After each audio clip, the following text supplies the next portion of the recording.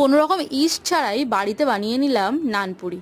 আর এটা খেতে হয়েছিল কিন্তু খুবই নরম আর খুবই ভালো। তো প্রথমেই আমি এটা বানানোর জন্য এখানে নিয়ে নিয়েছি হাফ কাপের মতো টক দই।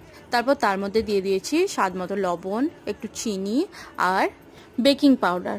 তারপর এটা দেওয়ার পর সবগুলোকে ভালোভাবে একটা চামচের সাহায্যে মিশিয়ে নেবো। তারপর 1 থেকে 1.5 মিনিটের জন্য এটাকে এরকমই রেখে দেবো। রেখে দেওয়ার পর দেখতে পাবো যে টক দইটা অ্যাক্টিভেট হয়ে গেছে, মানে ওই বেকিং পাউডারটা দেওয়ার জন্য টক দইটা ফুলে উঠেছে।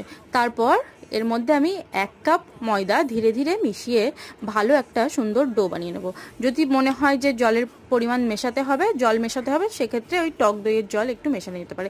তারপর নরম করে মেখে নিয়ে ওপর দিয়ে তেল ছড়িয়ে রেখে দেবো আধ ঘন্টার জন্য ঢাকা চাপা দিয়ে। তারপর লুচির আকারে বেলে নিয়ে আর ছাকা তেলে ভেজে নিলেই তৈরি হয়ে যাবে এই সুন্দর নানপুরি। এটা চানা পনির বলো বা ঘুগনি বলো বা যে কোনো রকম তরকারির সাথে খেতে কিন্তু দারুণ লাগে। কেমন লাগলো জানিও, ভালো লাগলে সাবস্ক্রাইব করে